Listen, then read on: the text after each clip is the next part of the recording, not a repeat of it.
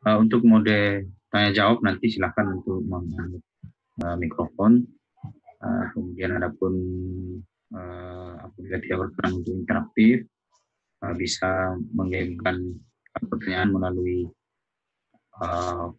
forum chat, dan selanjutnya akan disampaikan oleh moderator. Seperti itu, kami serahkan kepada Mas Ridwan. Halo, Mas Ridwan. Baik, alhamdulillah, insya Allah saya aktif. Monggo, Bang. Silakan.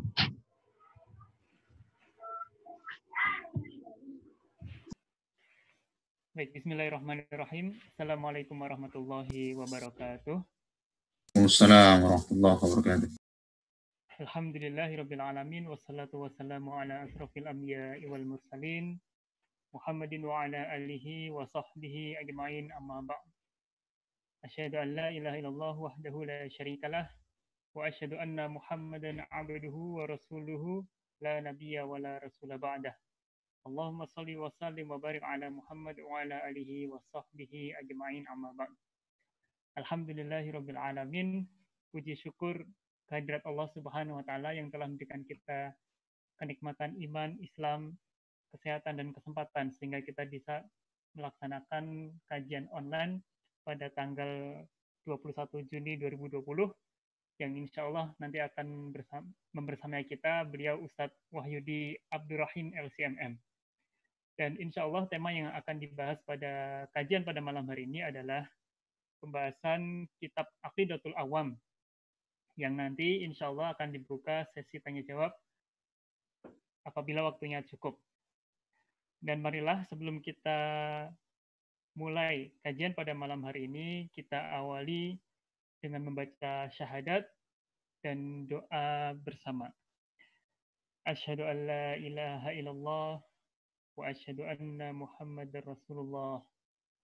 Raditu billahi rabba wa bil islami dina wa bi Muhammadin nabiyya wa rasula. Rabbi zidni ilma warzuqni fahma. Amin. Selanjutnya, karena sepertinya tidak ada tilawah, marilah kita awali kajian juga dengan membaca Al-Fatihah bersama-sama yang akan kami pimpin. A'udzu billahi minasyaitonir rajim. Bismillahirrahmanirrahim. Alhamdulillahirabbil alamin. Arrahmanir rahim. Maliki yaumiddin. Iyyaka na'budu wa iyyaka nasta'in. Ihdinas siratal mustaqim. Siratal ladzina an'amta 'alaihim ghairil maghdubi 'alaihim waladdallin. Amin. Baik, alhamdulillahirabbil alamin. Sebelum kita mulai, mungkin perlu kami ingatkan bahwa insya Allah PCIM Jepang menyalurkan kegiatan kurban pada tahun ini 1440 Hijriah yang nanti insya Allah poster akan bisa di-share oleh pengurus PCIM yang nanti disalurkan lewat Lazismu dan beberapa mustahik yang membutuhkan. Dan sebelum itu juga mari teman-teman yang masih punya kesempatan untuk menyebarkan poster ke teman-teman yang lain supaya pengajian kita lebih hidup dan lebih semarak. Sebelumnya kita sapa dulu Ustadz Wahyudi. Assalamualaikum Ustadz, apakah sudah siap? Waalaikumsalam warahmatullahi wabarakatuh. Ya, alhamdulillah. Baik, kita akan langsung saja masuk ke bahasan inti, yaitu pembahasan kitab Aqidatul Awam yang disampaikan oleh Ustadz Wahyudi Abdurrahim. Kepada beliau kami persilahkan.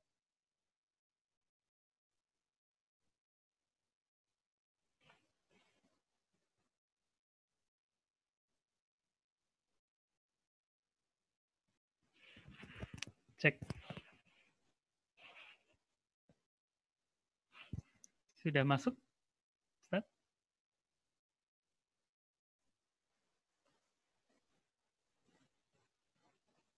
Nampaknya ada sedikit gangguan. Kita tunggu sebentar.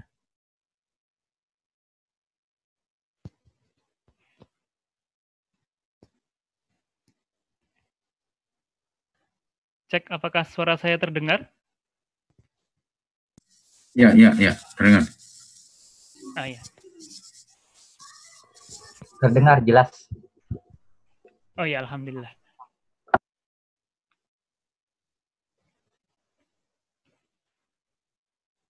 Baik, sambil menunggu Ustadz, mungkin saya sampaikan juga bahwa kegiatan kajian rutin yang kedua ini merupakan kerjasama antara PCIM Jepang, pimpinan cabang Istimewa Muhammadiyah di Jepang, beserta dengan KMII, Keluarga Masyarakat Islam Indonesia Jepang, yang didukung oleh Lazismu, kemudian Rantau Tokyo Tours, kemudian IPTIJ, ISPAN, dan yang satunya adalah, mohon maaf, tidak terlihat logonya, Pondok Pesantren di, mohon maaf, nanti akan kami konfirmasi kepada panitia karena logonya Termasuk tidak terlalu dengarkan. Ya Ustadz, apakah sudah siap? Ya, sudah, alhamdulillah. Koneksi bisa lancar nggih?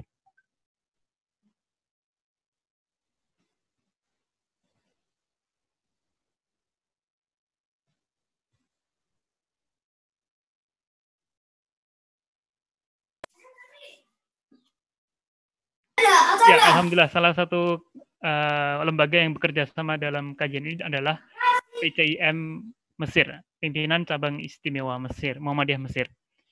Baik, langsung saja Ustadz, tidak mengulur waktu lagi, marilah kita simak pembahasan kitab Aqidatul Awam yang akan disampaikan oleh beliau Ustadz Wahyudi Abdurrahim LCMM. Kepada beliau kami persilakan. A'udzubillahi minasyaitonirrajim. Bismillahirrahmanirrahim. Assalamualaikum warahmatullahi wabarakatuh. Waalaikumsalam. Alhamdulillahirabbil alamin wassalatu wassalamu ala asyrafil anbiya'i wal mursalin sayyidina wa maulana Muhammadin wa ala alihi wa sahbihi ajma'in wa man tabi'ahum bi ihsanin ila yaumiddin. Amma ba'du. Yang kami hormati para pengurus PCIM Jepang, yang kami hormati rekan-rekan yang juga bergabung dengan PCIM ya, yang banyak kerjasamanya kemarin cukup banyak, saya tidak hafal, mohon maaf, tidak bisa disebutkan satu-satu. Yang kami hormati para jemaah sekalian, syukur kehadirat Allah Subhanahu Wa Taala pada pertemuan yang kedua ya. Kali ini kita masih bisa bermuajahah, kita masih bisa belajar bersama, insya Allah barokah, mudah-mudahan mendapatkan rahmat dari Allah Subhanahu Wa Taala. Salawat beserta salam semoga tetap tercurahkan kepada junjungan kita Nabi Allah Muhammad Sallallahu Alaihi Wasallam. Kajian kita sesungguhnya adalah melanjutkan apa yang telah kita sampaikan sebelumnya. Jika sebelumnya itu kita bicara tentang akidah sebagai pijakan kita untuk membangun peradaban Islam modern, di mana peradaban yang ada saat ini, peradaban Barat, kemudian yang juga Cina, itu sangat jauh dari nilai-nilai Islam. Kita ingin ada kebangkitan Islam yang memberikan pencerahan, yang memberikan istilahnya itu mengeluarkan manusia dari kezaliman, ya kan, dari kegelapan menuju cahaya kebenaran. Saat ini juga kita lanjutkan pengajaran akidah kita. Sengaja saya memilih kitab Aqidatul Awam. Ini buku yang saya menggunakan buku ini. Ini syarahnya Imam Nawawi. Tapi Imam Nawawi Al-Jawi, Al-Bantani. Jadi orang Indonesia juga yang mensyarah ini. Kitab ini sesungguhnya sangat kecil, cuma beberapa halaman. Dia kan sifatnya nadhaman. Nadhaman itu kumpulan syair puisi, terdiri dari 57 bait. Kalau yang pernah ngaji di pesantren, barangkali buku ini tidak asing, karena sering diajarkan dan karena sifatnya itu dia syair-syair ya kan, jadi kita sambil nyanyi gitu. Bismillahirrahmanirrahim. Ihsan. Alhamdulillahi baqil qadim al-awwali al-akhir baqi bila tahawul. Nah, jadi sambil nyanyi sambil mukulin bangku ya kan, sehingga mudah dihafal. Memang ini ringkas tapi sangat mencakup. Dia di sana dalam 17 bait ini atau 17 syair ya. 57. Tapi di sana mencakup bahasan tentang ketuhanan, bahasan tentang ghaibiyat, tentang malaikat, bahasan tentang sifat wajib Allah, sifat Allah dan sebagainya, bahasan tentang nabi-nabi, tentang kitab Allah, sampai kelak kita akan menghadap Allah SWT. Jadi sangat komprehensif. Oleh karena kitab ini sangat padat, maka banyak sekali yang memberikan syarah keterangan. Ini ada yang syarah yang kecil, tapi ada yang syarahnya lebih besar. Ini berapa ini? Berapa halaman? Jadi dari 57 bait yang hanya 2 halaman saja disyarah menjadi 370 halaman. Saking bernilainya buku ini. Ditulis oleh Imam Marzuq ya. Beliau ini kalau secara akidah madhabnya memang madhab Asy'ari. Sebelum kita menginjak ke buku ini, kita akan lihat dulu tentang sejarah perkembangan firqah-firqah Islam, karena ini kan mazhabnya Asy'ari. Jadi Asy'ari itu apa? Saya juga di hadapan saya membawa beberapa buku karya Imam Asy'ari. Ini karya Imam Asy'ari. Ini juga karya Imam Asy'ari. Ini juga buku karya Imam Asy'ari. Ya kan? Ini juga buku karya Imam Asy'ari. Nah, di hadapan saya ini ada beberapa buku karya Imam Asy'ari. Tapi juga saya membawa buku ini. Ini buku Himpunan Putusan Tarjih Muhammadiyah. Bagi Muhammadiyah sangat-sangat familiar dan bahkan menjadi pegangan acuan orang-orang Muhammadiyah. Tapi kok bisa ya ini bersanding sama ini? Nah, ini yang akan kita cek. Apakah ada perbedaan atau bagaimana? Ketika saya share familiar saya tentang ngaji Adrul Awam, teman-teman saudara-saudara kita dari kalangan nabiin pada heran. Orang Muhammadiyah ngaji kitab Aqidatul Awam yang Asy'ari ini bagaimana ini katanya. Bahkan ada rekan beberapa sebagian kecil rekan Muhammadiyah sudah heran. Kok ngajinya kitab Aqidatul Awam ini kan? Bukannya Aqidatul Awam itu Asy'ari kan seperti itu. Kita lihat dulu sejarah tentang, kita harus tahu dulu apa itu Asy'ari ya kan. Tapi sebelumnya zaman Rasul. Itu waktu Rasul waktu Rasul berdakwah di Mekah selama 23 tahun. Itu yang dibahas masalah akidah. Dan di sana pergulatan Rasulullah SAW itu dengan orang-orang kafir Quraisy atau dengan orang-orang musyrik Mekah. Dialognya sangat luar biasa, modelnya model dari ajakan yang sangat halus. Wa'anzir ashiratakal aqrabin ya kan. Jadi apa istilahnya itu? Ingatkanlah wahai Muhammad, dakwahilah keluargamu yang paling dekat. Pelan-pelan dari istrinya sendiri yang pertama kali masuk Islam, kemudian saudaranya Abu Bakar dan sebagainya, sampai kepada orang-orang yang ainat, orang-orang yang sangat ngeyel tidak mau masuk Islam. Meskipun dia kerabat dekat juga. Siapa itu? Seperti pamannya sendiri. Siapa? Abu Lahab. Yang kemudian dicela oleh Allah SWT, tabbat yada abi lahabin. Tapi prinsipnya dakwah tauhid itu waktu itu sudah dengan dialog yang sangat tajam. Maka ketika Nabi Muhammad SAW mengumpulkan keluarganya di anak bukit bareng-bareng dikumpulkan, karena Muhammad ini terkenal orang yang sangat amanah, jujur. Ketika beliau mengumpulkan keluarganya pada ngumpul, diundang istilahnya itu, ayo diundang, yuk kita ngumpul keluarga Quraisy ya kan, Bani Hashim sampai itu, ayo kita ngumpul bareng. Pas kumpul bareng, kemudian setelah lengkap Rasulullah apa?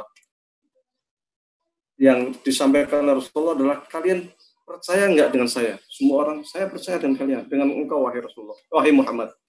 Karena Muhammad ini terkenal dengan orang yang sangat jujur. Kalau andai saya mengatakan di belakang saya itu nanti, di belakang bukit itu ada hewan, kalian percaya enggak? Percaya.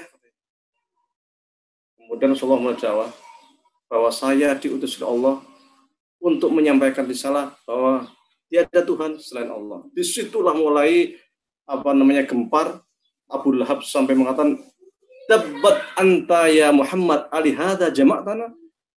Kalau tabat itu kalau bahasa kita dasar lu, setelah itu. Emang cuma ini doang, kita dikumpulin di sini itu cuma untuk buat ini doang. Setelah gitulah.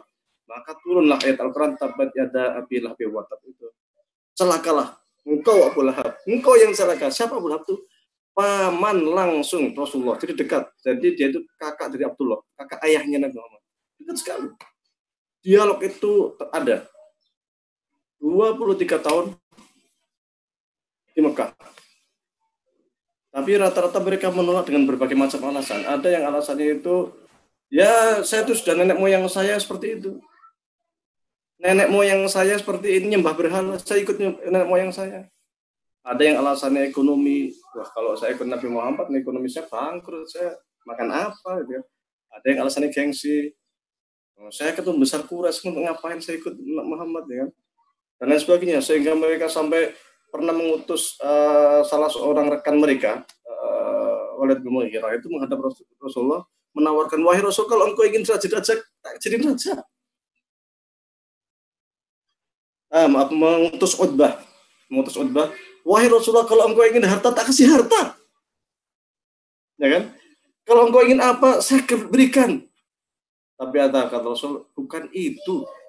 Saya itu diutus untuk menyebarkan tauhid. Tiada Tuhan selain Allah. Seperti itu. Karena dakwah tauhid itu sangat penting. Kemudian sehingga hukum-hukum syariat di Mekah itu belum banyak. Yang kita tahu kewajiban zakat, kewajiban puasa itu ada di Madinah. Kecuali sholat. Sholat itu pada Mekah akhir. Haji juga di Madinah. Hukum potong tangan, hukum rajam dan sebagainya itu banyak kan di Madinah. Di Mekah itu tauhid. Selain tauhid, akhlak. Silakan bersilaturahmi kepada fakir miskin, kepada saudara. Silakan santuni fakir miskin. Silakan berbuat baik kepada tetangga. Silakan berbuat baik kepada orang lain. Jangan mencela akhlak dan tauhid. Kemudian Rasulullah hijrah ke Madinah. Di Madinah menghadapi beberapa kelompok. Yang pertama, orang Yahudi. Yang kedua, orang Nasrani. Yang ketiga, tentu orang Arab yang belum masuk Islam. Di sana juga terjadi proses dialog yang luar biasa.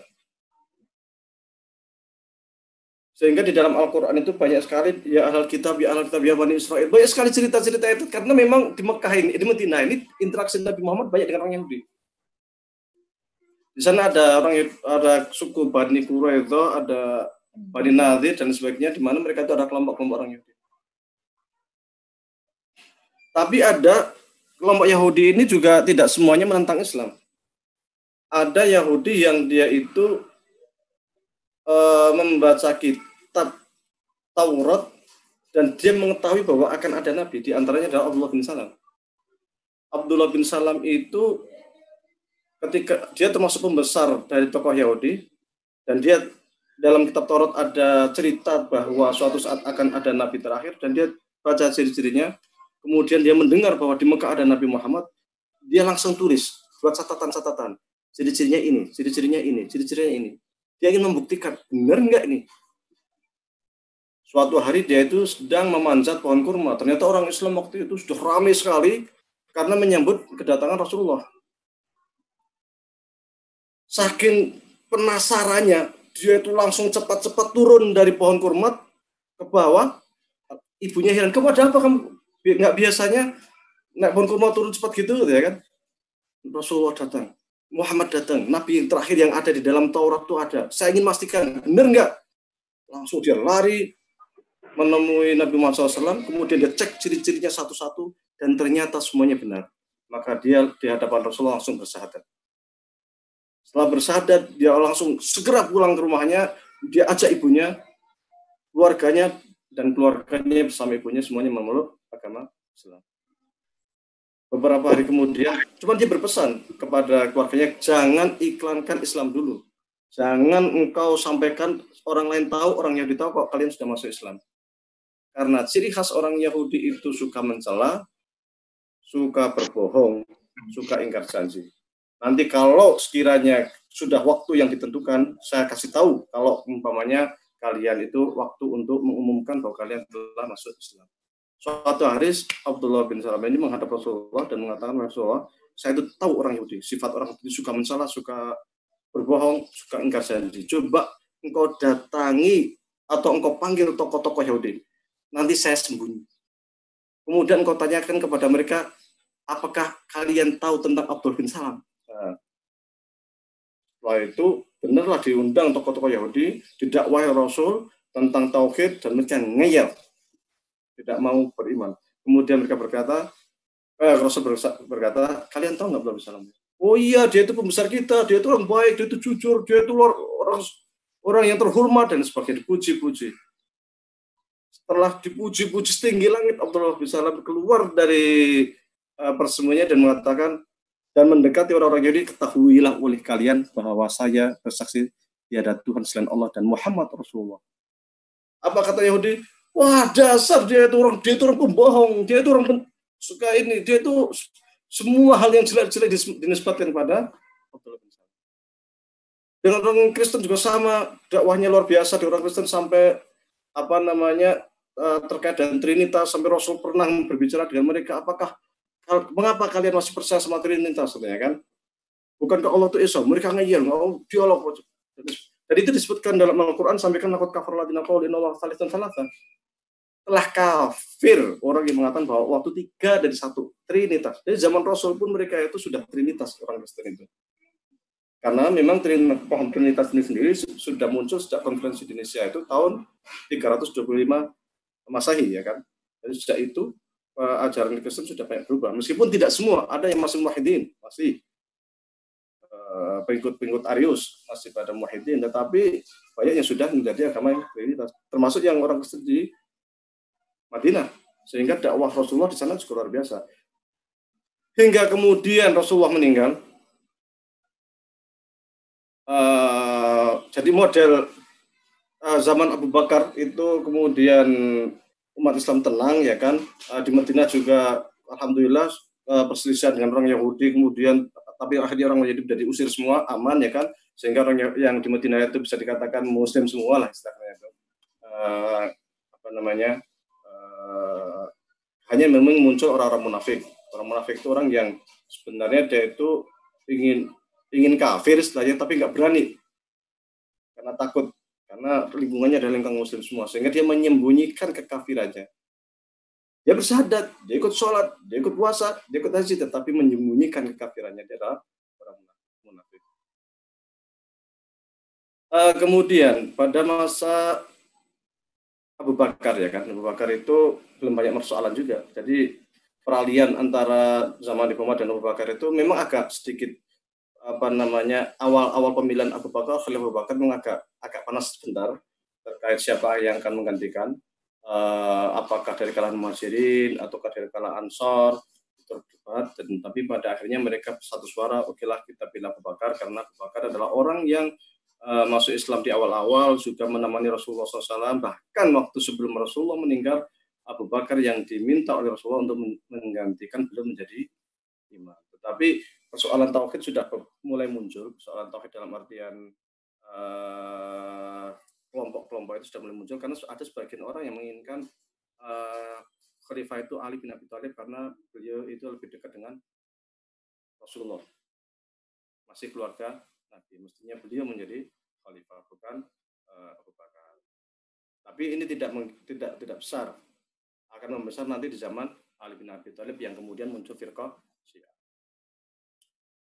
Abu Bakar pernah ditanya juga tentang qadha dan qadar oleh beberapa orang, ya kan, tapi jawabnya adalah bahwa segala sesuatu itu telah ditakdirkan oleh Allah, tapi manusia tidak tahu apa yang akan terjadi. Maka manusia itu nanti yang akan menentukan, yang akan diberi pertanggungjawaban terhadap apa yang akan ia kerjakan. Jadi istilah Abu Bakar itu waktu itu ditanya tentang hukum kalalah kalau nggak salah. Maka jawab Abu Bakar, kalau fatwa saya, kalau pernyataan saya ini benar, maka itu dari Allah. Tetapi kalau salah, itu dari saya. Dan pernyataan Abu Bakar ini sering dijadikan sebagai justifikasi atau alasan atau pandangan Mu'tazilah terkait dengan akidahnya. Kemudian zaman Umar juga pernah juga ditanya tentang kodok dan marah besar karena ada orang mencuri waktu itu. Ketika ada orang mencuri, ditanya sama Umar, kenapa kamu mencuri gitu ya? Takdir Allah saya menjadi pencuri. Marah besar Umar itu, dibilang takdir Allah saya menjadi pencuri. Dia satu dihukum potong tangan karena mencuri ya kan. Yang kedua apa? Dicambuk pakai pelepah kurma sampai kepalanya berdarah-darah. Ini yang pencurinya itu protes. Wahai Umar, oke saya dipotong tangan, saya mencuri. Tapi kenapa saya dicambuk ini? Potong tangan itu hukuman kamu mencuri. Adapun saya cambuk karena sikap kamu yang berusaha untuk merusak akidah Islam. Zaman Umar. Zaman Utsman sudah mulai ada 6 bulan setelah Utsman menjadi khalifah, itu kan mulai muncul kisruh ya kan. Terutama di daerah Mesir, Syam dan sebagainya, mereka membentuk semacam kelompok Islam yang memberontak, yang pada akhirnya mereka melakukan demonstrasi besar-besaran di Madinah hingga akhirnya Khalifah Utsman terbunuh. Itu juga peristiwa yang sangat penting dan itulah yang menjadi cikal bakal pertumpahan darah pada masa Ali bin Abi Thalib. Karena setelah Utsman terbunuh, kemudian Ali naik tahta,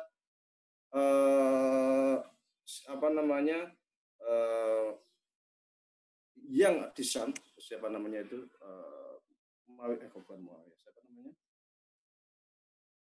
ada yang meminta supaya Ali ini segera menyerahkan para pemberontak. Itu Muawiyah bin Abi Sufyan. Segera, karena Muawiyah ini dia masih saudara Utsman. Tapi kata Ali nggak bisa. Satu, pemberontaknya banyak. Itu puluhan ribu, itu banyak itu. Mereka itu demonstrasi besar-besaran di Madinah. Ini harus melakukan pengecekan yang tidak sederhana. Yang kedua, baiat dulu saya sebagai khalifah.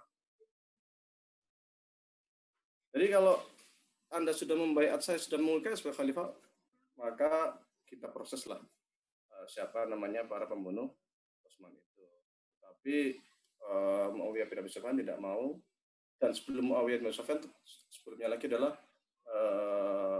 Ummul Mukminin Aisyah yang waktu itu sedang haji, kemudian ke Kufah dan terjadilah perang Jamal antara kubu Aisyah dan kubu Ali. Kemudian setelah itu meletus perang Siffin antara Muawiyah dengan Ali, perang yang luar biasa besar, yang melelahkan, yang terbunuh banyak sekali para sahabat. Kemudian di ambang kekalahan Muawiyah itu, Muawiyah mengangkat mushaf Al-Quran dan mengatakan, wahai Ali, kita damai. Oke, kata Ali, selama orang ini damai, harus damailah. Disitulah kemudian sekelompok kisaran berapa? 70.000 pasukan Ali itu keluar dari kalau Ali. Lah ngapain kalau damai kita pertama kita udah menang. Yang kedua, bertanya kepada, wahai Ali, bukankah kita itu benar? Kita benar. Kata Ali, ya benar. Kita memang di posisi yang benar. Wahai Ali, jika kita berada di posisi yang benar, mengapa kita kemudian mau berdamai dengan kubu Muawiyah? Kata Ali, selama mereka ingin damai, damai. Marah besarlah mereka kelompok ini. Akhirnya mereka keluar dari kubu Ali dan kelompok ini dinamakan dengan kelompok Khawarij. Kelompok Khawarij ini pada akhirnya membuat sebuah kekuatan besar, kemudian punya pandangan politik sendiri, dan menurut mereka ini perang besar ini antara Ali dan Muawiyah, antara Ali dan Isa, ini gara-garanya itu Ali sama Muawiyah ini. Maka mereka kemudian mengeluarkan fatwa lah gampang itu Ali bunuh aja, Muawiyah bunuh aja, kalau dua-duanya itu terbunuh selesai urusan. Terbunuhlah Ali bin Abi Thalib karamallahu wajhah, sementara Muawiyah tidak berhasil mereka bunuh. Kemudian apa yang terjadi setelah itu? Ahlul Madinah itu membaiat Hasan, membaiat Husain bin Ali ya kan. Tapi mereka membaiat Hasan bin Ali, yang mereka itu hanya 6 bulan aja. Hasan bin Ali itu cuma 6 bulan jadi khalifah, tetapi yang di Syam mereka tidak mau membaiat Hasan bin Ali. Tapi setelah 6 bulan itu Hasan bin Ali mengatakan, wah nggak bisa umat Islam begini terus, mending saya mengalah, dan dia serahkanlah kekhalifahan kepada Muawiyah. Muawiyah memerintah dunia Islam selama kisaran 19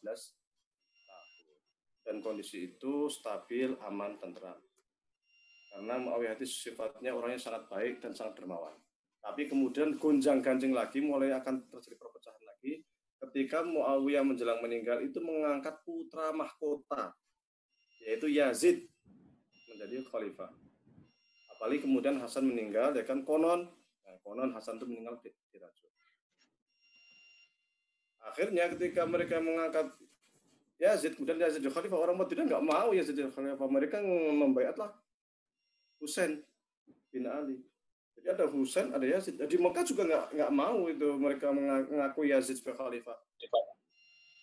Ibnu Zubair mengiklankan diri sebagai khalifah di Mekah, yang terjadi pergulatan luar biasa antara Ibnu Zubair sama Yazid itu selama 9 tahun. Jadi Mekah itu di bawah kekuasaannya Yazid. Sementara Husain bin Ali kemudian ke Basrah, ya kan? Karena mereka mendengar bahwa di Basrah itu mereka mendukung Husain, tapi ternyata di perjalanan dihadang oleh tentaranya Yazid yang dipimpin oleh siapa Hajjaj, dan akhirnya Husain terbunuh syahid. Peristiwa syahidnya Husain inilah yang menggemparkan dunia Islam, istilahnya itu, terutama yang ada di Irak.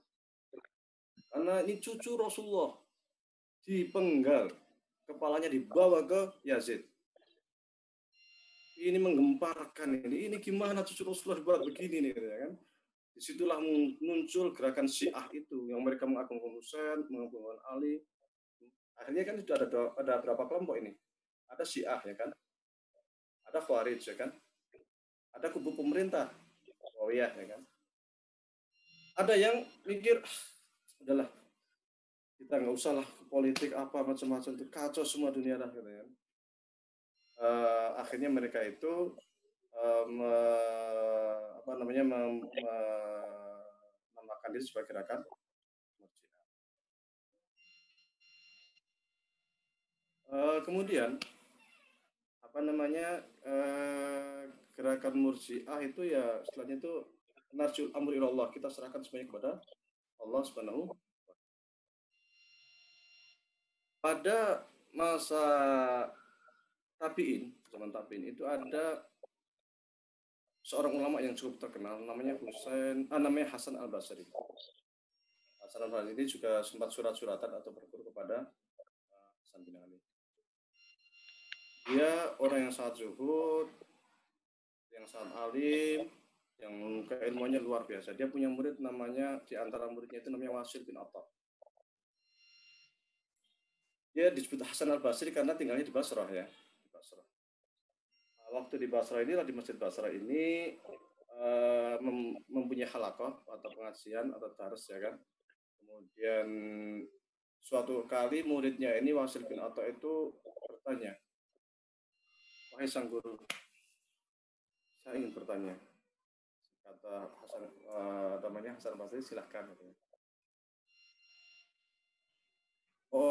Orang yang pelaku dosa besar atau yang para sahabat yang suka membunuh itu kan mereka itu pelaku dosa besar, hukumnya apa? Apakah mereka di surga atau neraka?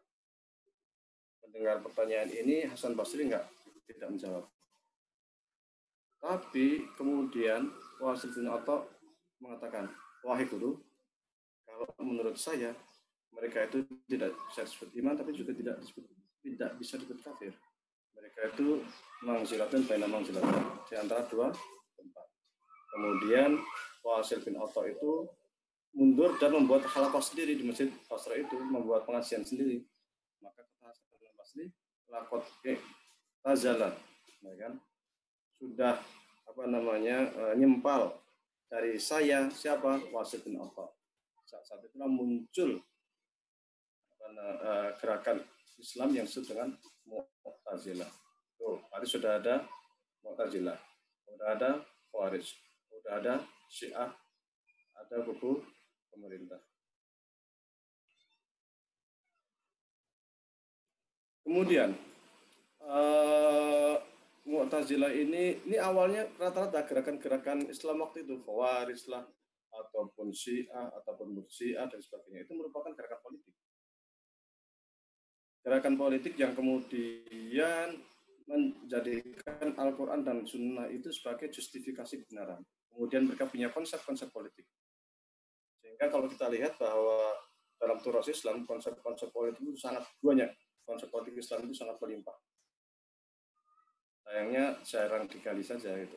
Sehingga kita tahunya sekarang itu ya demokrasi, ya demokrasi lah teman-teman. Seakan-akan dunia Islam itu, seakan-akan kita itu tidak punya teori-teori politik. Padahal kalau kita mau membuka turas Islam itu, teori-teori politik umat Islam sebenarnya sangat melimpah. Nah, kecuali Mu'tazilah ini bermula dari gerakan pemikiran. Jadi pemikiran, tapi kemudian dia bermetamorfosis jadi gerakan politik karena dia itu cenderung mendukung Syiah, terutama di daerah Khurasan. Dan sesungguhnya runtuhnya Bani Umayyah dan berdirinya Abbasiyah itu salah satu yang ada sesungguhnya adalah orang-orang Mu'tazilah ini. Soalnya mereka punya gerakan elitis lah, mereka cenderung lebih elitis. Sehingga tidak heran ketika masa-masa Al-Ma'mun itu kan khalifah yang Khalifah Abbasiyah itu pahamnya adalah paham Mu'tazilah. Oke. Kemudian muncul setelah itu gerakan, kalau Mu'tazilah kan sangat rasional. Karena mereka mengatakan bahwasanya akal manusia itu bisa menentukan baik dan buruk. Nas, Al-Quran dan Sunnah itu sesungguhnya mendukung apa yang ada di dalam otak. Kecuali hal-hal yang terkait dengan ibadah mahdhah ya kan. Tetapi baik buruk yang sifatnya itu mukallaf, yang sifatnya itu bisa difikir oleh manusia, itu bisa diketahui akal. Sehingga dimanapun orang akan mengatakan bahwa mencuri itu pasti buruk, bahwa jujur itu baik, bahwa koruptor itu buruk. Itu secara andai kata tidak ada Al-Quran, nggak ada Sunnah yang melarang pun, itu otak manusia sudah melarang secara etika. Jadi akal itu sudah bisa menentukan baik dan nas Al-Quran datang sungguhnya adalah mendukung apa yang ada dalam akal manusia. Maka istilah akal di dalam Al-Quran selalu berkonotasi positif. Afala ta'qilun, afala tatafakkarun dan sebagainya itu. Apa emangnya kamu nggak menggunakan otakmu? Emang kamu nggak berpikir? Dan sebagainya. Itu artinya kalau kita menggunakan otak kita berpikir baik, itu kita akan percaya sama Allah Subhanahu wa taala sebagai Tuhan kita. Wong Aristoteles lah katakanlah sebagai orang yang tidak tahu apa aslinya itu kenabian, itu mengatakan Allah itu satu, Tuhan itu satu. Ya kan? Tuhan itu satu. Nggak mungkin lebih dari satu. Secara filosofi Yunani. Karena menggunakan otaknya itu. Adapun ketika manusia itu menyembah selain Allah, itu sebenarnya bukan karena salah otak, tetapi dia tidak menggunakan akalnya dan dia lebih cenderung mengikuti hawa nafsu. Ketika mengikuti hawa nafsu, maka tersesatlah manusia itu. Itu Mu'tazilah. Kemudian dia bermetamorfosis menjadi gerakan politik. Kemudian karena dia sangat rasional, muncul gerakan yang disebut sebagai Ahlul Hadis. Mu'tazilah itu kemudian disebut dengan Ahlul Ra'yi. Orang-orang yang rasionalis. Muncullah Ahlul Hadis. Ahlul Hadis itu orang-orang yang tekstualis atau lebih cenderung melihat pada nas. Diwakili oleh Ahmad bin Hambal. Sehingga mereka sering disebut dengan apa istilahnya itu. Kalau zaman sekarang mungkin seringnya disebut Salafi ya, tapi sebenarnya berbeda konsepnya. Konsepnya berbeda. Ahlul Hadis, di mana mereka itu menentang beberapa pendapat yang disampaikan oleh Mu'tazilah, seperti diantaranya adalah bahwa menganggap Al-Quran itu makhluk. Bagi Al-Hadis, nggak bisa, Al-Quran itu bukan makhluk, orang Al-Quran itu kalamullah. Kalamullah itu kan berarti sifat Allah. Allah itu kan qadim. Semua yang qadim, sifat-sifat Allah harus qadim. Nggak bisa itu ya kan.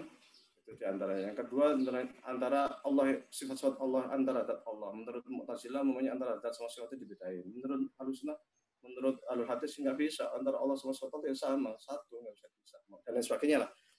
Sehingga muncul mihnah Imam Ahmad bin Hambal itu kan, yang dia karena menolak untuk mengatakan Quran itu makhluk, sehingga dia itu dibawa ke pengadilan dan dipenjara, dicambukin sampai dan sebagainya itu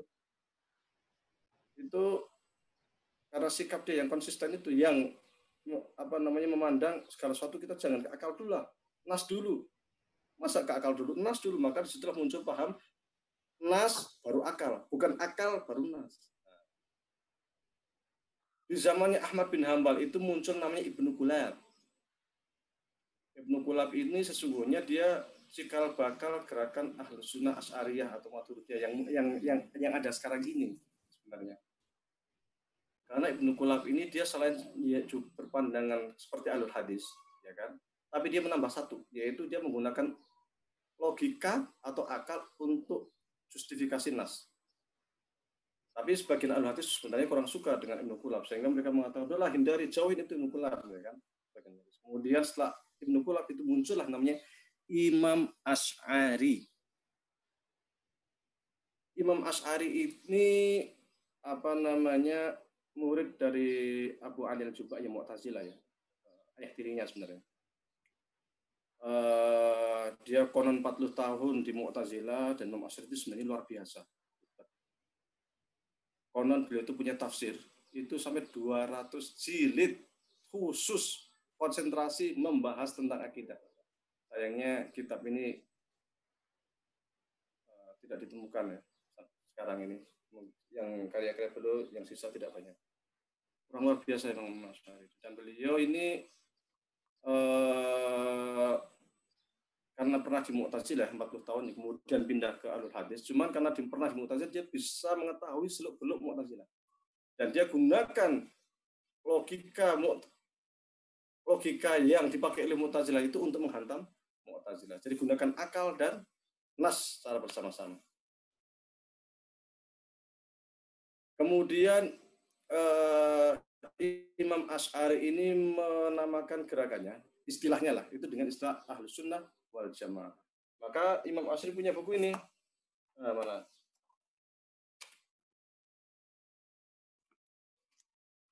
Usul Ahlus Sunnah wal Jamaah.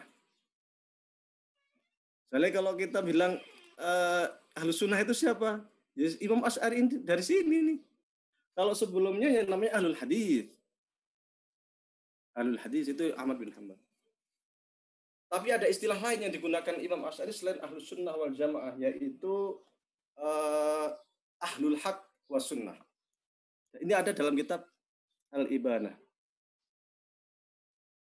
Ini karya Imam Asy'ari, dia menggunakan istilah apa?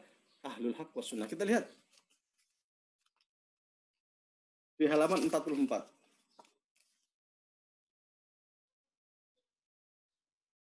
Di sini dituliskan fi ibanati qauli ahlil haqqi was sunnah. Bab tsani, bab kedua menerangkan tentang pendapat ahlul haq was sunnah. Istilah ahlul haq was sunnah ini kemudian dipakai oleh Muhammadiyah. Lihat. Ini himpunan putusan tarjih Muhammadiyah. Kita lihat halaman 22. Di sini dikatakan hadhihi hiya usulul aqaid as-sahihati warada bihal Qur'an was sunnah wa syahidat biha al-atharul mutawatiratu. Famani taqada jami'a dzalika muqinan bihi kana min ahlil haqqi was sunnah. Wa faraqa ahlul bid'ati wad dhalal. Kalimatnya mirip-mirip dengan yang disampaikan oleh Imam Asy'ari. Jadi inilah pokok-pokok akidah yang benar yang terdapat dalam Al-Qur'an dan hadis dan dikuatkan oleh pemberitaan yang mutawatir. Maka barang siapa yang percaya akan semua itu dengan keyakinan yang teguh, masuklah ia di dalam golongan ahlul haq dan sunnah. Serta lepas dari golongan ahlul bid'ah dan kesesatan. Jadi sesungguhnya kalau di Indonesia itu kan yang masyhurkan mazhabnya Ahli Sunnah wal Jamaah. Ahli Sunnah wal Jamaah. Hanya saja ketika kita bilang Ahli Sunnah wal Jamaah itu biasanya yang masyhur adalah Nahdlatul Ulama, ya kan? Kalau Muhammadiyah apa? Kalau kita merujuk ke sini ya Ahlul Haq was Sunnah. Dan ternyata Ahlul Haq was Sunnah itu ya pendapatnya siapa? Imam Asy'ari dalam kitab Al-Ibanah. Sama persis fi ibadati qaul al-haq was sunnah pun juga di sini disebutkan untuk mengkantar pendapat ahlul bid'ah wad dhalal. Jadi secara akidah itu Muhammadiyah itu ahlus sunnah wal jamaah, cuman menggunakan istilah ahlul haq was sunnah.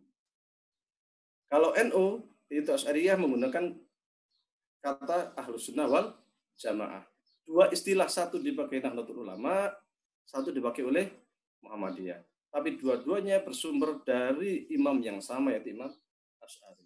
Masuk Muhammadiyah menggunakan Imam Asy'ari? Iya, ini di dalamnya kalau Anda baca buku Himpunan Putusan Tarjih, dari awal, dari bab iman itu, dari amma ba'du, itu semuanya Asy'ari.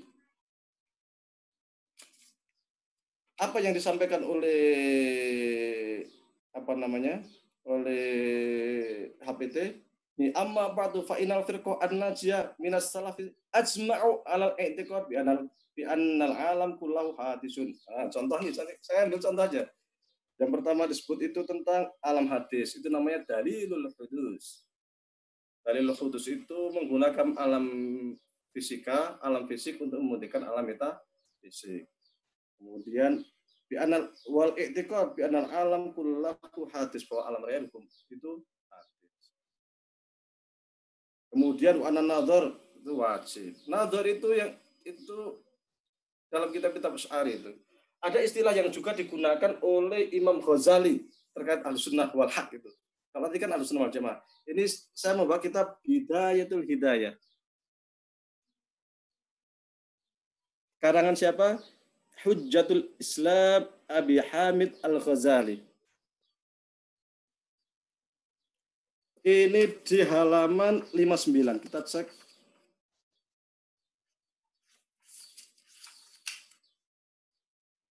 Faman i'taqada jami'a dzalika, mirip dengan ungkapan yang di HPT di Himpunan Putusan Tarjih. Mukinan bihi kana min ahlil haqqi wa isobatis sunnah. Ini. Faman i'taqada jami'a dzalika, ini ungkapan persis banget. Mukinan bihi kana min ahlil haqqi wa isobatis sunnah wa fariqur wa dhalal. Maka disinilah kemudian saya memberanikan diri untuk ngaji bareng menggunakan kitab Aqidatul Awam itu, karena sesungguhnya tidak bertentangan dengan paham yang ada di Indonesia, baik NU ataupun Muhammadiyah. Dan terkait bab iman ini di HPT ini saya membuat syarah sampai 3 jilid baru terbit. Saya beri judul Ahlul Haq was Sunnah, Syarah Himpunan Tarjih Muhammadiyah, bab iman bagian ketuhanan saja. Saya syarah itu ada 3 jilid. Sudah alhamdulillah sudah terbit, sudah bisa dipesan. Ternyata tidak kerasa sudah 1 jam ya. Ini sekedar mukadimah. Kita lanjutkan mudah-mudahan ke depan. Kita nanti mulai, ini sekedar prolog mengapa kita menggunakan kitab Aqidatul Awam ya kan. Ternyata baru sudah 1 jam. Mohon maaf kami tadi rencananya saya cuma setengah jam doang. Saya nggak kerasa nggak lihat jam nih. Biar ada tanya jawab maksud saya tadi. Ternyata kebablasan. Kurang dan lebih mohon maaf. Assalamualaikum warahmatullahi wabarakatuh. Waalaikumsalam warahmatullahi wabarakatuh. Jazakallah khair Ustadz atas penjelasannya di mukadimah ini. Kami berharap ini menjadi trigger bagi rekan-rekan semua untuk mengajukan pertanyaan, baik bisa disampaikan di kolom chat di Zoom atau lewat YouTube yang kami siarkan secara streaming. Dan insya Allah sedikit merangkum dalam catatan saya apa yang disampaikan Ustadz, sudah ada 10 golongan yang mana menjadi peringatan bagi kita semua dalam menegakkan tauhid.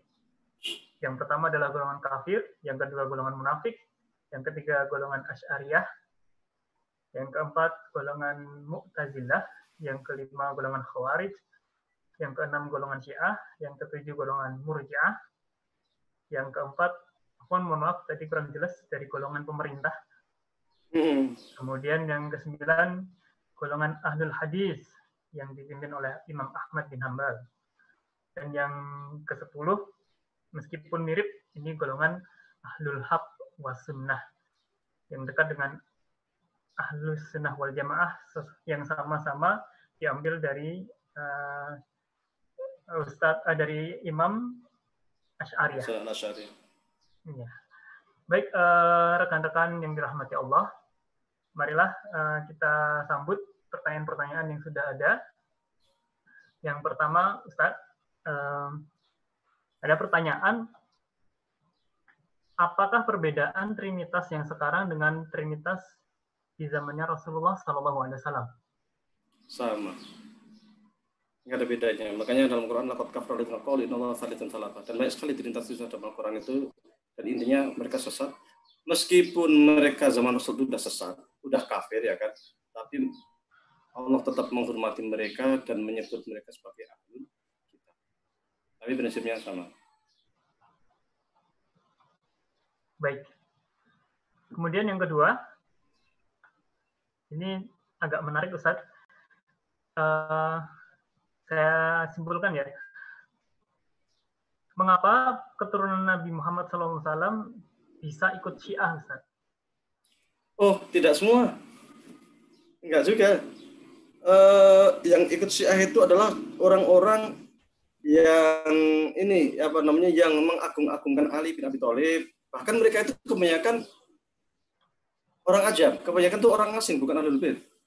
Kalau Ahlul Bait sendiri, Imam Ali, Imam Hasan, Husain, kemudian Ali Zainal Abidin, Al-Baqir, Ja'far Shadiq, Zaid bin Ali dan sebagainya itu, Imam Zaid ya kan. Mereka itu orang-orang luar biasa. Terkenal sangat zuhud, sangat alim, dan kita mengakui itu. Sehingga orang-orang Ahlussunnah juga mengatakan mereka itu sesungguhnya Ahlussunnah gitu. Cuman pengikutnya yang masalah. Pengikutnya yang masalah, yang kemudian menganggap bahwa ada sampai banyak sekali kelompok-kelompok di Syiah ini, sampai ada yang sangat hulu mentuhankan Ali bin Abi Thalib. Nah, mereka hulu, sesat, bahkan kafir. Tapi ada sebagian yang masih mu'tadil, masih moderat, sehingga mereka meskipun sesat tetapi masih muslim, sehingga ketika kita sholat di belakang mereka masih sah, mereka bisa menjadi anak perempuan mereka bisa dinikahin dan sebagainya. Jadi Syiah yang sekarang ini kebanyakan bukan hula, kebanyakan adalah Syiah yang tetap sesat tetapi mereka masih muslim, sehingga interaksi dan mereka tetap interaksi sebagaimana seorang muslim. Maka Saudi tetap memperkenankan mereka. Baik, kemudian ya itu dua pertanyaan yang ada di chat Zoom. Bagi rekan-rekan yang ada di YouTube, kami persilakan untuk menuliskan pertanyaan di kolom chat atau bisa langsung bertanya kepada Ustadz.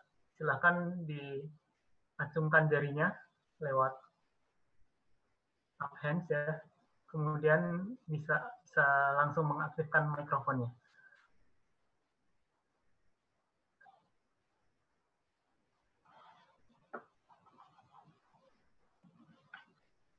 Silakan kalau ada.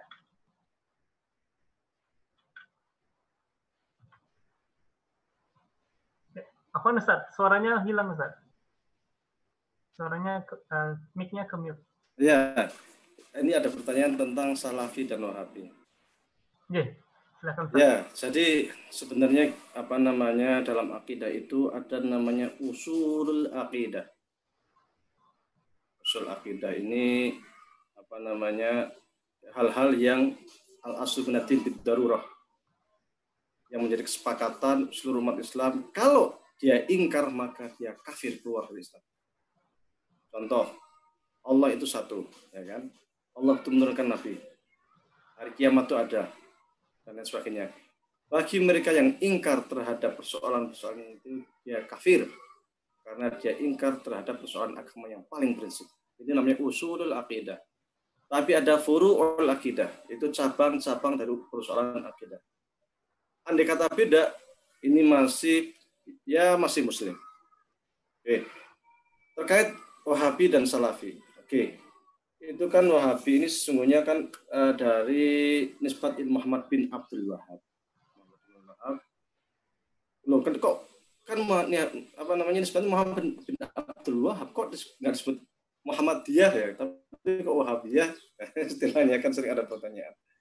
Itu hal yang sangat biasa di dunia Arab ketika menisbatkan sesuatu ke kakek buyutnya. Seperti Imam Syafi'i itu namanya Muhammad bin Idris ya kan.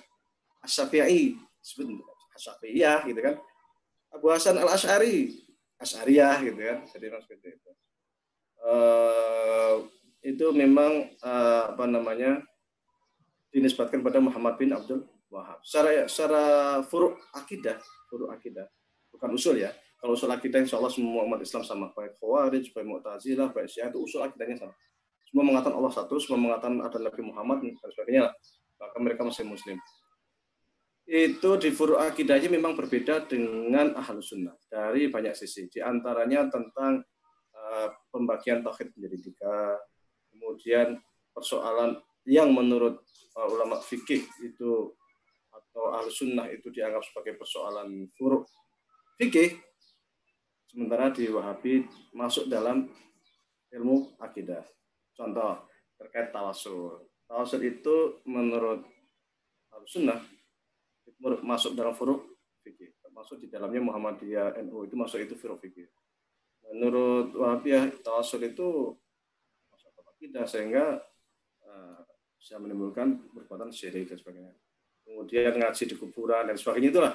Ya kan itu menurut Ahlussunnah itu furu' fikih. Nah, tapi mereka adalah masuk dalam. Kemudian terkait dengan pemahaman tentang akidah, apakah boleh menggunakan hadis ahad? Ahlussunnah itu menggunakan Al-Quran dan hadis mutawatir saja, termasuk di Muhammadiyah. Jadi hadis mutawatir saja dan Al-Quran. Kenapa kok hadis mutawatir? Karena akidah itu persoalan yang sangat krusial, sangat penting. Kaitan dengan kafir, muslim, mukmin. Kalau udah kafir itu udah halal darahnya. Maka yang dipakai adalah hadis mutawatir. Andai pun hadis ahad dipakai, seperti hadis Jibril itu tentang mal iman, mal Islam ya kan, mal ihsan itu kan, itu hadis ahad itu digunakan ketika ada nas qat'i yang mendukung atau menopang, sehingga dia fungsinya hadis ahad itu fungsinya sebagai bayan, sebagai penjelas saja. Contoh yang mal Islam itu kan dalam surat Al-Baqarah dan misalnya kan ada banyak, mal iman sebagainya kan banyak sekali dalam Al-Quran seperti itu. Dan hadis-hadis lain juga banyak gitu kan. Nah, hadis Jibril itu menerangkan, menguatkan apa yang ada dalam Al-Quran. Jadi Al-Quran itu datangnya pasti benar. Al-Quran itu pasti benar. Hadis mutawatir itu menurut ulama itu sifatnya qat'i, pasti benar. Kalau hadis ahad itu masih dzanni, belum tentu benar. Maka urusan akidah kita menggunakan hadis mutawatir. Kalau Wahabi itu boleh menggunakan hadis ahad. Nah, kemudian terkait sifat-sifat Allah. Kalau Asy'ariyah itu menggunakan 2 maslak. Maslak pertama itu takwil. Takwil itu adalah ketika ada makna, ada lafal, maka kita akan tafsirkan lafal itu kepada makna lain, tetapi dengan indikator tertentu yang memberikan dukungan. Yang kedua itu tafwid. Tafwid itu ketika ada makna, ada lafal, maka kita biarkan maknanya serahkan sama Allah. Contohnya Yadullah fawqa aydihim, tangan Allah di atas tangan mereka. Mana ini? Udahlah kita nggak usah pikir, itu Allah yang tahu, itu kamu sampai lihat, itu tafwid. Sementara kalau Wahabi menggunakan itsbat. Itsbat itu bahwa lafal ataupun bahasa atau Al-Quran itu bahasa Arab ya kan, itu diturunkan kepada manusia yang berbahasa, yang punya bahasa Arab, itu orang Arab ya kan. Dan bahasa-bahasa itu apa yang disebut asfar itu Ustaz? Asfar? Ya. Bukan. Itsbat. Yaitu ini. Jadi yang namanya bahasa Arab itu pasti punya makna. Nggak mungkin Allah menurunkan bahasa kok nggak ada maknanya. Kalau nggak ada makna terus apa gunanya turunkan Al-Quran, ya kan? Kalau kata tangan kan yang namanya tangan ada maknanya. Masa turunkan tentang ya Allah kemudian manusia nggak tahu maknanya, buat apa gitu kan? Maka mereka memahami tangan ya tangan, memahami Allah di langit ya di langit, gitu kan? Ya, seperti itu. Jadi akhirnya oleh sebagian kelompok sering disebut sebagai mujassimah itu apa namanya membendakan Tuhan itu karena menyamakan antara Allah dengan makhluk. Itu diantaranya lah ya, dan banyak lagi. Barangkali seperti itu. Kalau secara fikih, orang Wahabi itu secara fikih itu kebanyakan Hambali. Dan sebenarnya kalau secara kita terima Abdul Wahab sebenarnya dari Ibnu Taimiyah ya kan, tapi lebih sempit. Kalau Ibnu Taimiyah itu orangnya luar biasa, secara filsafat, secara mantik luar biasa. Wahabi itu bahkan sebagian mengharamkan ilmu mantik, mengharamkan ilmu filsafat. Sementara Ibnu Taimiyah itu punya 2 buku mantik yang sangat populer, Ar-Raddu 'alal Mantikin sama Naqdul Mantik. 2 kitab mantik yang luar biasa. Kalau kita baca bukunya Ibnu Taimiyah di Majmu' Fatawa atau ada buku lagi lupa saya judulnya itu pembahasan filsafat luar biasa. Sementara sebagian Wahabi mengharamkan. Secara fikih tadi sebagian Hambali, tapi ada sebagian yang dia itu tidak bermadhab. Nah, seperti itu barangkali. Ya, baik. Pertanyaan selanjutnya, mohon maaf. Itu ada.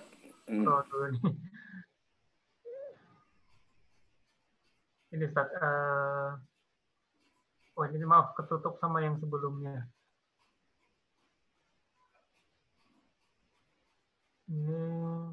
Ini ada pertanyaan bagaimana bisa Syiah dikatakan sebagai Muslim padahal mereka salah memuji Aisyah.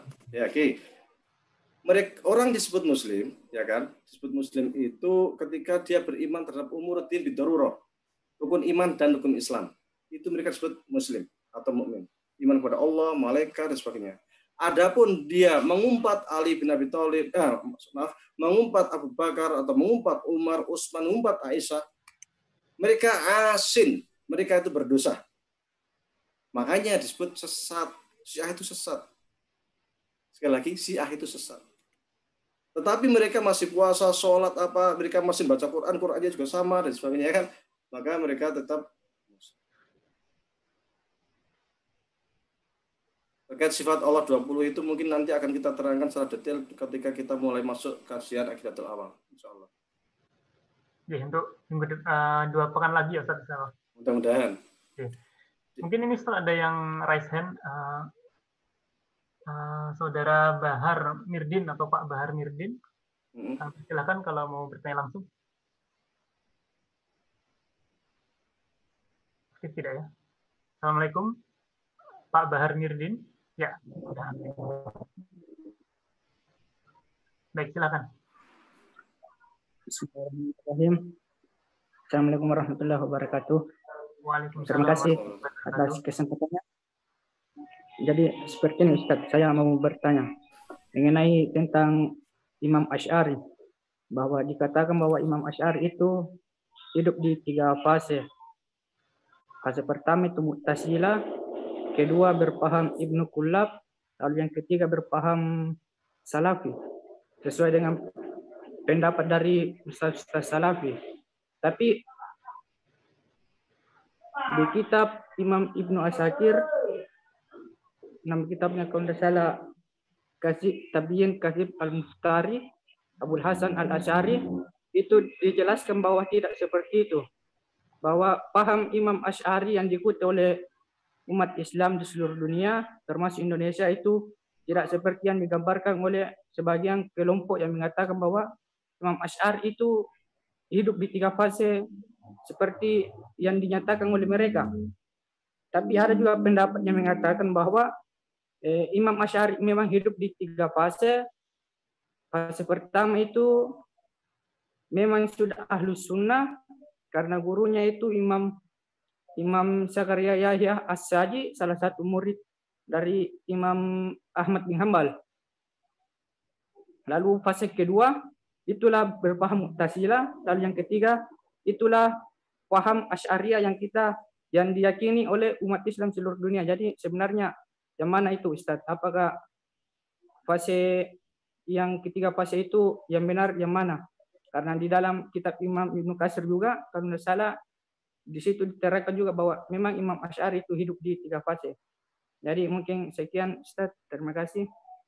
Wassalamualaikum warahmatullahi wabarakatuh. Waalaikumsalam warahmatullahi wabarakatuh. Sebelumnya Pak Bahar ini dari mana? Kebetulan alhamdulillah saya ini dari Makassar, Muhammadiyah Ujung Tanah, Kecamatan Ujung Tanah. Alhamdulillah.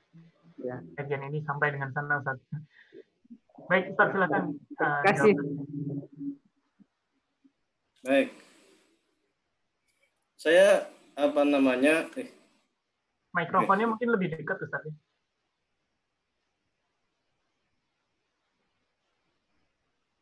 Baik. Ya. Saya merujuknya langsung ke kitab-kitab Imam Asy'ari seperti yang ada di hadapan saya ini. Ini Al-Ibanah.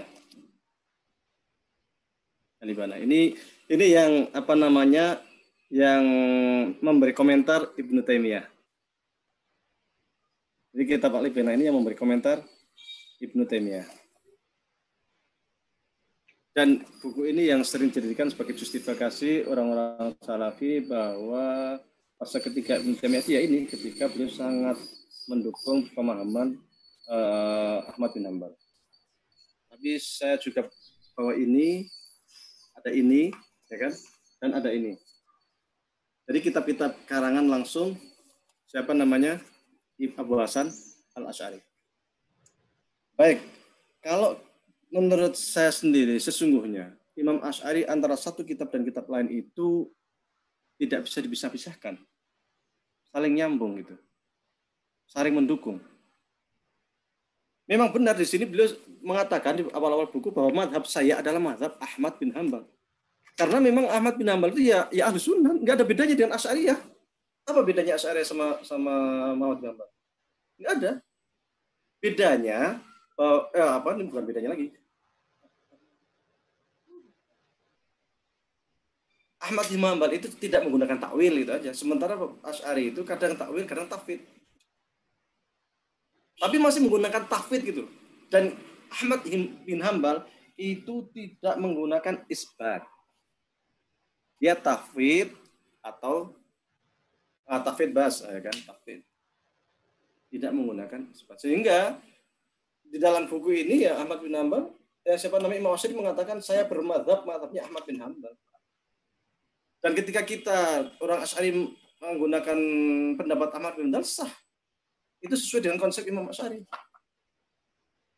Namun terkadang Imam Asy'ari juga menggunakan takwil. Ini ada kitab lain. Apalagi yang ini nih. Ini sangat rasional sekali nih. Di buku ini beliau menggunakan qiyas ghaib ala syahid.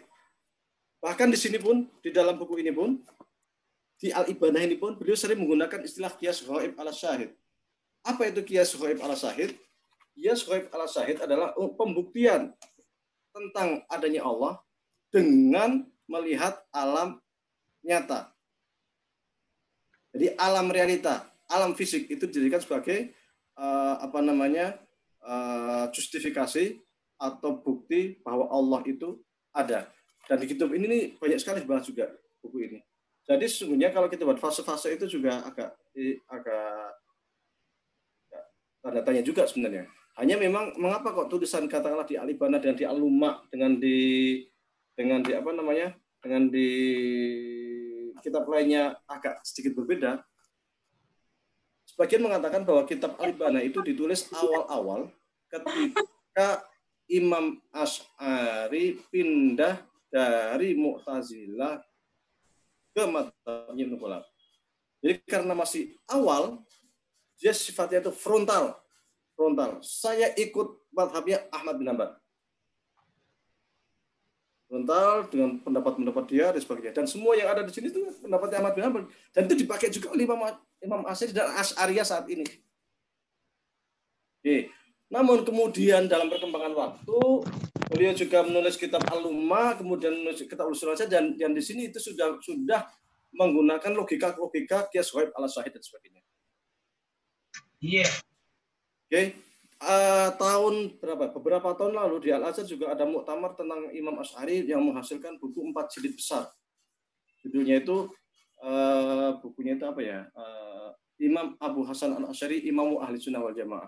Di situ juga menerangkan tentang fase perpindahan Imam Asy'ari dari Mu'tazilah ke Ahlus Sunnah. Hanya kalau dikatakan Ahlus Sunnah pertama itu Athariyah, yang pertama itu Mu'tazilah, kemudian Athariyah, kemudian masih logis ya, masih menggunakan logika, kemudian terakhir Asy'ariyah, karena bahkan sebagian mengatakan terakhir Abu Hasan Asy'ari bertobat. Itu saya pikir perlu dikoreksi. Kita membaca karya Imam Asy'ari itu satu kesatuan yang tidak dapat dipisah-pisahkan. Bahkan beliau juga punya risalah tentang Al-Khut fi Ilmil Kalam, buku kecil tentang hukum belajar ilmu kalam. Dan di situ di dalam risalah itu itu mengatakan bagi orang yang mempunyai kemampuan untuk belajar ilmu kalam, ya silahkan Anda belajar ilmu kalam. Karena tujuannya itu adalah untuk membela akidah Islam. Itu jelas sekali pernyataan Imam Asy'ari. Al-Qaud fi ilmu kalam. Depan judulnya saya agak lupa, tapi ini seperti itu. Oke, yang lain mungkin silakan. Wallahu a'lam. Baik. Untuk pembahasan sifat Allah yang 20, insya Allah akan dikaji mendalam di kesempatan selanjutnya. Kita lanjut ke penanya berikutnya. Assalamualaikum dari Pak Fakhrudin. Di antara 10 firqah yang Ustadz sebutkan yang bertentangan paling tajam, yang pertentangannya paling tajam adalah selama ini adalah antara Ahlus Sunnah dan Syiah. Apakah firqah-firqah yang lain juga menentang Syiah atau hanya Ahlus Sunnah saja? Apakah secara akidah Syiah sama sekali berbeda dengan yang lain? Kalau berbeda, apakah masih termasuk golongan umat Islam? Syukron. Oke, yang pertama mereka firqah-firqah Islam itu insya Allah kecuali yang gulat, yang itu insya Allah mereka masih umat Islam. Yang kedua, antara satu sama lain itu sesungguhnya firqah-firqah Islam itu saling eker-ekeran, saling bertengkar. Kalau zaman dulu, sekarang mungkin sisanya cuma sisa Syiah sama Ahlussunnah ya kalau di Indonesia. Di Timur Tengah masih ada Khawarij, itu yang ISIS, Jamaah Islamiyah yang kesannya nyembelih orang itu. Itu lebih sadis lagi itu.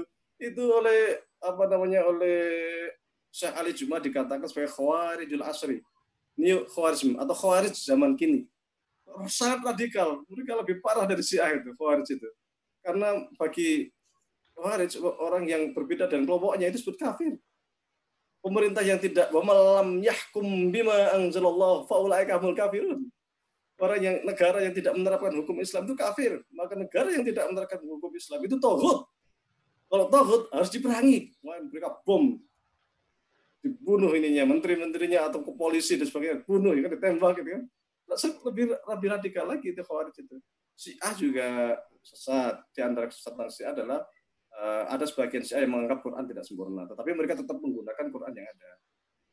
Kalau di fikih ada nikah mut'ah yang menurut Ahlussunnah itu sudah mansukh, sudah tidak ini. Intinya itu Syiah itu paham yang cukup berbahaya, yang sesat, dan itu jangan diikuti. Dan Syekh Azhar sendiri waktu ke Indonesia juga mewanti-wanti kepada masyarakat Indonesia hati-hati dengan ini. Ada buku Imam Asy'ari judulnya Maqalatul Islamiyyin wa Ikhtilafil Musallin. Ini beliau menyebutkan banyak sekali firqah Islam. Firqah Islam nggak cuma 10, banyak banget. Ini di sini itu beliau menyebutkan, tapi di sini beliau tidak mengatakan bahwa mereka itu kafir. Bahkan dalam suatu riwayat dikatakan Imam Asy'ari pernah mengatakan isyhadu anni la ukaffiru ahadan min ahlil qiblah. Saksikanlah oleh kalian bahwa saya tidak pernah mengkafirkan ahli kiblat. Ahli kiblat itu siapa? Ya semua firqah Islam itu yang masih percaya sama rukun iman sama rukun Islam. Maka Asy'ariyah tidak akan mudah mengkafirkan. Dan di sini dalam firqah ini dari ujung sampai ujung Imam Asy'ari sama sekali tidak mengkafirkan Khawarij atau Mu'tazilah atau Murji'ah atau lain-lain, Azaroqah dan sebagainya. Tidak dikafirkan sama Imam Asy'ari karena mereka dianggap masih ahlul kiblat. Oke, kalau zaman Islam, zaman dulu sampai perang, Khawarij itu tanpa henti melakukan pemberontakan dengan Muawiyah. Luar biasa. Zaman Syiah juga luar biasa, sering melakukan pemberontakan zaman Umayyah, bahkan zaman Abbasiyah juga berlanjut. Dan itu kalau sekarang yang terjadi di Timur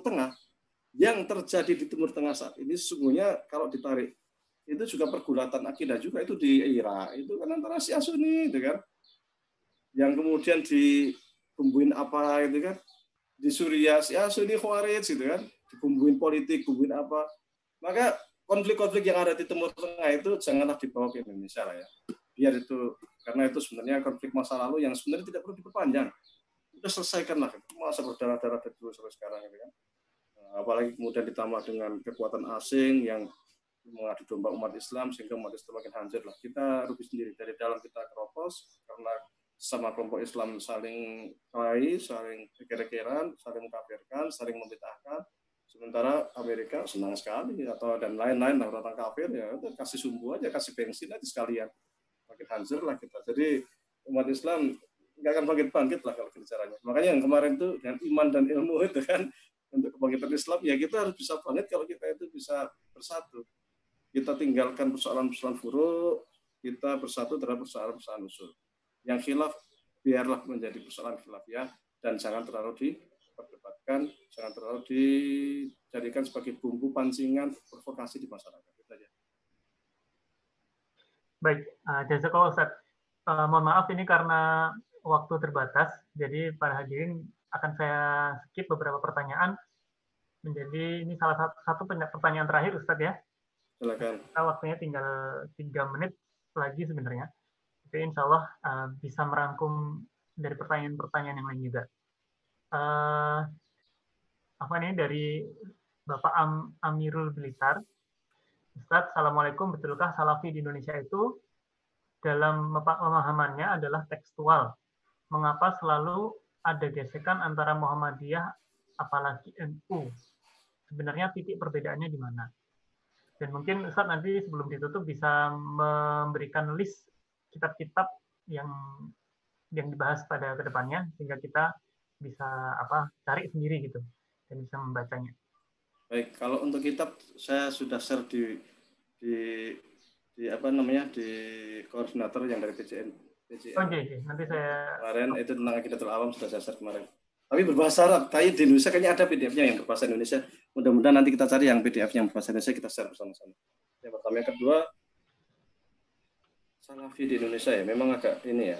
Persoalannya itu sebenarnya adalah begini. Ketika kita berdakwah kemudian menganggap kita yang paling benar, ini yang problem. Kemudian kita menganggap yang lain salah, kemudian apalagi kita bid'ah, dikit-dikit bid'ah, dikit-dikit sesat. Ini yang problem. Gesekanlah mulai muncul. Kalau dengan Muhammadiyah itu masalah juga sama. Jadi apa ya istilahnya ya? Masjid Muhammadiyah mamanya menjadi takmir, menjadi apa, kemudian menguasai masjid. Setelah itu dia menganggap bahwa fatwa masjid tasdid tidak sesuai karena fatwa masjid menggunakan hisab. Sementara hisab itu bid'ah, mamanya kan. Muhammadiyah itu membolehkan celananya itu agak isbal, padahal isbal itu harus waktu umpamanya itu kan. Kemudian masalah dan banyak sekali lah yang persoalan-persoalan yang kita anggap masih furuk dan menjadi fatwa tarjih dan menurut mereka itu bertentangan, akhirnya mereka menganggap masjid tasdid sesat dan sebagainya. Akhirnya kan itu masalah. Kalau Muhammadiyah kan sebenarnya open di masjid-masjid itu, silakan yang mau ngisi di masjid Muhammadiyah silakan. Tapi kemudian ketika sudah masuk ke masjid Muhammadiyah, kemudian memberikan fatwa-fatwa yang bertentangan dengan majelis tarjih, kemudian menjelek-jelekkan majelis tarjih, ya ini kan jadi persoalan. Sudah datang tamu menjelek-jelekkan tuan rumah ya kan? Ini sehingga muncul di Kalimantan itu, Kalimantan mana itu? Kalimantan Selatan ya. Sampai edaran dari PDM untuk orang-orang masjid Muhammadiyah tidak menggunakan imam-imam atau dai-dai salafi ya kan?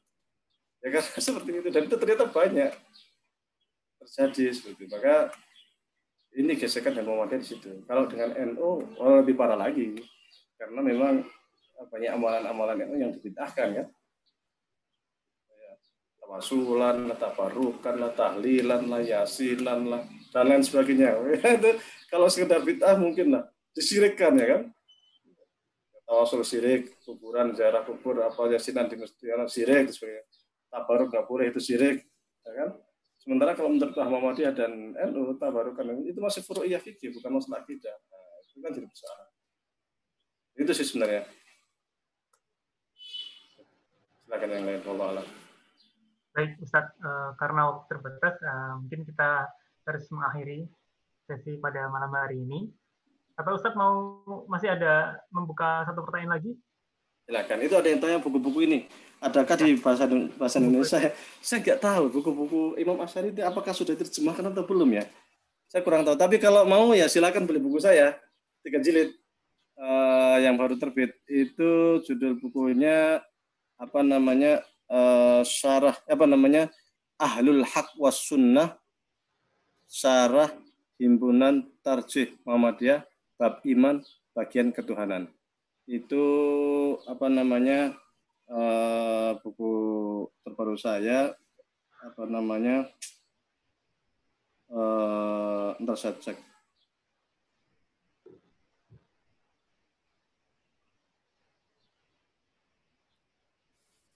bisa didapatkan kalau di itu apa namanya di almuflihunstore.com. Nah, ini bukunya ini bisa di kelihatan nggak ya di HP sih ya. Iya Ustaz. Itu 3 jilid. Tapi baru bahas tentang masalah ketuhanan. Insya Allah nanti kita lanjutkan masalah an-nubuwat dan al-ghaibiyat lainnya. Insya Allah. Baik, alhamdulillahirrahmanirrahim. Mohon maaf kepada rekan-rekan semua apabila ada pertanyaan yang belum bisa tersampaikan seperti itu. Dan alhamdulillah kita sudah mendapatkan mukadimah dari pembahasan kitab Hidayatul Awam yang insya Allah nanti ke depannya akan membahas lebih detail lagi dan lebih dalam lagi. Sebelumnya kami mengucapkan terima kasih kepada pihak-pihak yang mendukung acara kajian online ini dari PCM Jepang, termasuk PCM SIR, serta Pondok Pesantren Al-Muhlifun di Temanggung, Jawa Tengah. Alhamdulillahirrahmanirrahim. Sekali lagi kami ucapkan terima kasih kepada rekan-rekan semua yang telah ikut pada kajian pada malam hari ini. Jangan bosan-bosan, insya Allah 2 pekan lagi kita akan kembali di kajian yang sama bersama beliau, Ustaz Wahyudi Sarju. Dan sedikit merangkum apa yang disampaikan Ustadz pada kesempatan pada malam hari ini, bahwa memang banyak sekali terjadi perpecahan firqah-firqah di Islam, dan itu menuntut kita untuk bisa belajar secara komprehensif di antara paham-paham yang telah ada di masa lalu.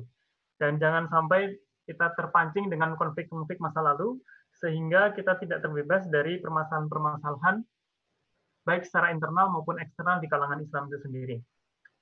Antara lain perkara-perkara furu', marilah kita saling bertoleransi dan saling menghargai, tidak mudah mengkafirkan ataupun membid'ahkan. Sedangkan dalam perkara usul, terutama berlandaskan hadis yang mutawatir, maka marilah kita berlapang dada untuk taat kepada Allah Subhanahu wa taala dan Rasul-Nya. Demikian pengajian kita pada malam hari ini. Sekali lagi kami mengingatkan bahwa PCIM melaksanakan kurbanmu untuk semua, yang insya Allah ini akan berbentuk penyembelihan sapi.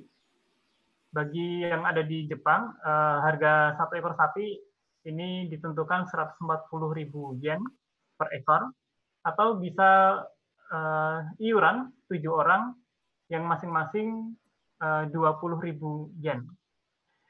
Batas waktu pelayanan sampai 22 Juli 2020, insya Allah ini akan disalurkan kepada bekerjasama dengan Lazismu kepada orang-orang yang membutuhkan, dan sudah berbentuk dalam kaleng, daging kaleng atau kornet. Insya Allah nanti kita bisa sharing posternya ke media sosial, ikuti terus mungkin media sosial yang ada di PCIM Jepang. Demikian Ustadz, kurang lebihnya mohon maaf, mohon bisa ditutup dengan sedikit berdoa supaya kita semua diberikan keberkahan oleh Allah Subhanahu wa taala. Bismillahirrahmanirrahim. Sebelumnya kita beristighfar. Astaghfirullahaladzim, Astaghfirullahaladzim, Allahumma salli ala sayyidina Muhammadin fil awwalin. Allahumma salli ala sayyidina Muhammadin fil akhirin. Allahumma salli ala sayyidina Muhammadin fil mala'il a'la ila yaumiddin. Allahumma rabbana taqabbal minna salatan wa siyaman wa ruku'ana wa sujudana wa tadarru'ana wa takhassu'ana wa ta'affudana wa tammin taqsirana ya Allah. Rabbana zalamna anfusana wa illam taghfir lana wa tarhamna lanakunanna minal khasirin. Rabbana wa la tahmil alaina isran kama hamaltahu ala alladziina min qablina. Rabbana wa la tahmilna ma la taqata lana bihi wa'fu 'anna. Rabbana hab lana min azwajina wa dhurriyyatina qurrata a'yun waj'alna lil muttaqin imama. Rabbana hab lana min azwajina wa dhurriyyatina qurrata a'yun waj'alna lil muttaqin imama. Rabbana la tuzigh qulubana ba'da idh hadaytana wa hab lana min ladunka rahmah innaka antal wahhab. Rabbana ighfir lana dhunubana wa liwalidayna wa lijami'il muslimina wal muslimat wal mu'minina wal mu'minat. Amin.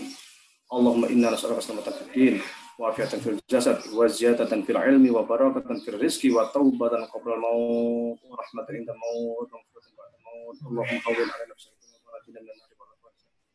Allahumma irfa'na al-waba wal bala wal mihan wat ta'un wa syadid wal masbir rahmatika ya arhamar rahimin. Allahumma irfa'na al-bala والوباء والمحن والطاعون والمصائب والشتائم برحمتك يا حي يا قيوم برحمتك نستغيث يا حي يا قيوم برحمتك نستغيث يا حي يا قيوم برحمتك نستغيث ربنا آتنا في الدنيا حسنة وفي الآخرة حسنة وقنا عذاب النار وصلى الله على سيدنا محمد وعلى آله وصحبه وسلم سبحانك ربك رب العزة عما يصفون وسلام على المرسلين والحمد لله. Amin ya rabbal alamin. Alhamdulillah, terima kasih Ustadz atas waktunya sudah memberikan materi yang begitu berharga tentang pembahasan muqaddimah kitab Aqidatul Awam yang insya Allah nanti kita lanjutkan di dua pekan selanjutnya. Demikian kami ucapkan terima kasih jazakumullah khair kepada para hadirin yang ikut dalam kajian online ini. Semoga Allah memberikan keberkahan untuk kita semua. Billahi taufik wal hidayah. Kita akhiri dengan baca hamdalah bersama-sama.